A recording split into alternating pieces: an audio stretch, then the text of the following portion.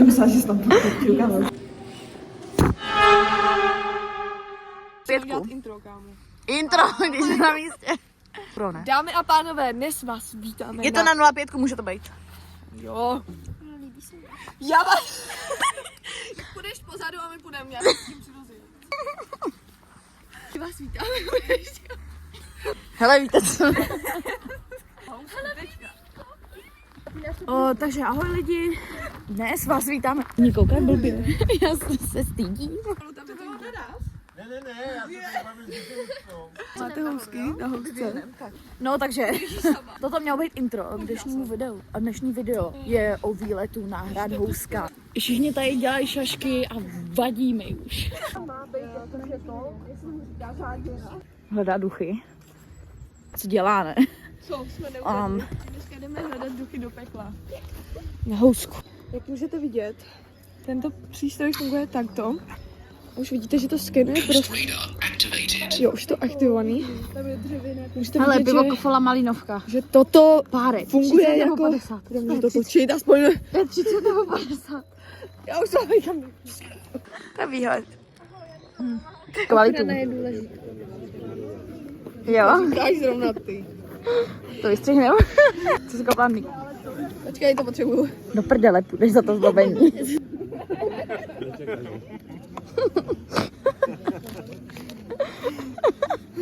Akustický děcko.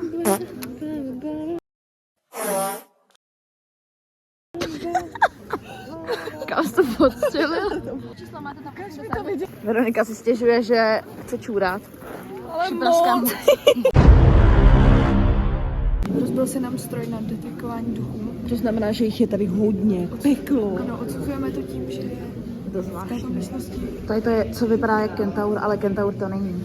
v této místnosti je totiž velmi silná negativní energie. Jelikož kůň, kentaur je z koně a to má ocas nahoru, takže to může připomínat bykáči lva. Všimte, tam jsou ty dvě hory. Detektor duchu už opět funguje. Hned jak jsme vyšli z té negativní místnosti, tak začal fungovat. Cítím za kvizi. Můžete vidět, že zde na nádvoří nic. Náš stroj nic nehlásí. Nic není detekováno. Pouze v té místnosti se podezřívá zase. To je Houska.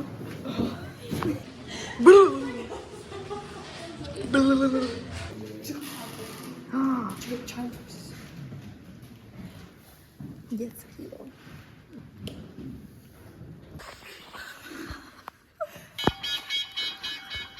I'm angry, to říká. Pojďte podívat. Já se bojím.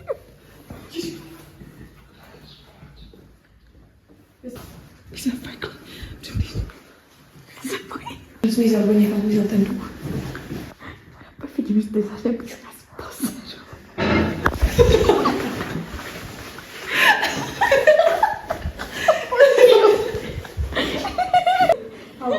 Ahoj, Andy. Pustila ty dveře. Otevře. To ještě zabije.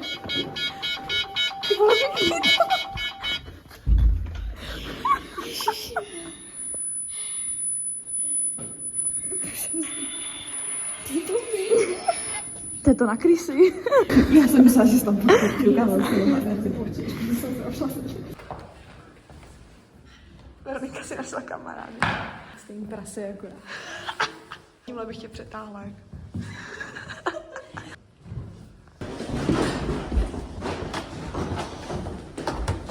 To vypadá jako nás v kuchyni, kámo. Jsou všichni venku. To je hezký, tady se mi to líbí. To si vypětím, kámo. Ale to ne. Však jsme pěkná rovnice. Takový to křeslo, takový to skládací. Stemu. No. To je hezký. To je hrozně hezký koberec. Co hezký kamna. A což je povídá? Nevím, ale co malé. To tady reálně bylo jako. Já jo, i tohle dokonce.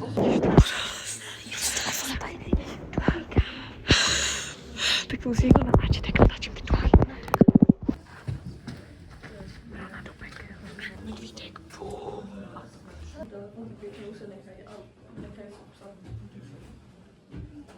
Tak to zvedneš ještě? To je peklo, tady máš švatrůn, peklo. Ježmarja. Hlavní vůba. Prosím, Kateřino, popiš, co dělá tenhle telefon. Když telefon zvednete, tak vás přesvědčí, ať do něj pustíte celou vaši duši. Ta hovno, to ne, že mu ti bude volat ďábel a upíšeš mu duši prostě. Halo? Halo, tady ďábel? Ne, nemám zájem o pojištění. Ty vole, to je výhled. Našli jsme nějakou cestu a myslíme si, že vede do reálného pekla. Našli jsme díru do pekla, do opravdového pekla. No takže to je peklo, lidi. To je z pekla prostě toto. To je důkaz, Kamo, hmatatelný důkaz. kamo v tom pekle už je tolik lidí, že jim prostě praská ve švech. Vole, dělají dírky do zdi a vždycky se vykopou sem. Kamo, vemem to. Já bych to do kamery dělat. Vystavíme si to. Kde? Na síce. Jo, však jsi dělala panáky z každé země, tak máš tohle z Česka. Já bych si to vzala, vole, já si to vystavím do auta. Otevři kabelu. Nebudu to tam dávat. Tak, dobrý, to stačí. Kypičo, ta je dobrá, ale. Právě jsme se vydali na občerstvení k Protože Pinďovi. jsme dokončili prohlídku na housce, jo? Protože to nikdo neřekl, nebo se mi Náš průvodce Pinďa nás inspiroval k tomu, Bylo to jeho pravé jméno. nás inspiroval natolik, že jsme se vydali k Máchově jezeru, Máchovu jezeru, prej, k Pinďově boudě, nebo občerstvení teda. Ježišmarja. A teď jdem na jídlo. Do 10 mají mít otevřeno, vole. To si až prdel, proč je zavřeno? Já si prdel. Na Google je, že mají do 10, vole. To je v prdeli. Občerstvení u Pindy je zavřeno. Bohužel na Google teda píšou do 10, ale jo. Tady Kateřina se šla vyčurat. Podle mě jsou ty záchody zamčený, jakoby, mimochodem. Je požární systém. To je hodně dobrý. Jenom bych to trošku poupravila. Hasiči si zaslouží lepší komfort. Právě jsme se demokraticky rozhodli, cože budeme dělat, že půjdeme na nákup, protože Veroniku necháme tady a my půjdeme koupit jídlo a pak ji vyzvedneme v Praze, protože zlobí a chce vidět mácháč, který je mimochodem támhletím směrem, ale ona tvrdí, že támhletím směrem je prostě tím směrem, já to vím, já mám vždycky pravdu a jdeme koupit jídlo a takže Kateřina zůstává s Veronikou a my s Kákou si půjdeme udělat jídlo na vařiči. Nakoupeno. A přímo tady jsme. Wow. Slušný, ty vole.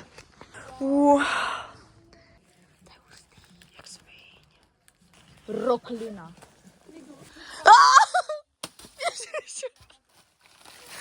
Dobrý, taky schováme housky z housky, vole.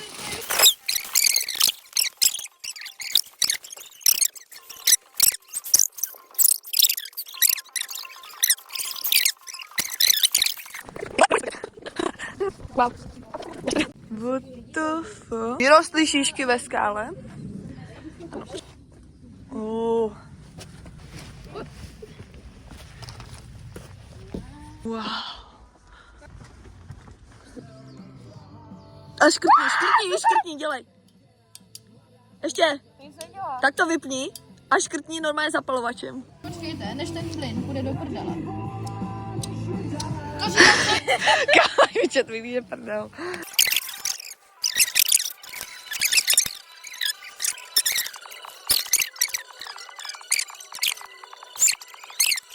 Já jsem držela ten čudlo a otočila jsem tím druhým čudlem. Prostě jsem držela ten z plamí.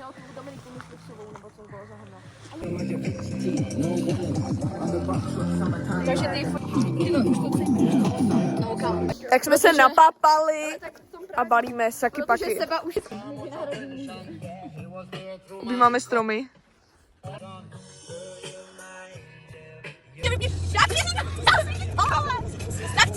Teď vypni ty dalekáčem!